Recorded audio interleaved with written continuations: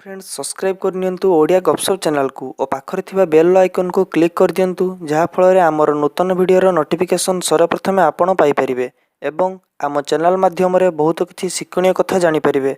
Hello friends मु ऋषिकेश आपन को स्वागत करुछि ओडिया गपशप चैनल को। आजिर वीडियो रे आपन को महत्वपूर्ण विषय रे कहिबी जहाँ को आपण आपणकर घर पई आपणाई परिबे। समस्ते चाहंती तांकर घरर वातावरण शुद्ध रहू बोली आउ सकारात्मक ऊर्जा रहू बोली। आज मु आपणको एमिति किछि गछ विषय कहिबी जहाँ लगाइबा द्वारा घरर पवन शुद्ध रहे आउ आपणकर स्वास्थ्य भी भल रहे। प्राय लोक भगवान को पूजा पई फूलर गछ लगाई थांती। यह सहित आउ किछि गछ अछि जहाँ लगाइबा द्वारा आपणकर घर पई लाभ होइताय। चलंतु जानिबा एही सब गछ विषय। नंबर 1 भुसंगा पत्र गछ। यह लगाइबा द्वारा शनिदेवଙ୍କ कुदृष्टि आपणको पकाई परिबो नाही ओ यार पत्र को खाइबा द्वारा हाई बीपी और आखि रोग इत्यादि दूर होता है। नंबर 2 एलोवेरा गछ।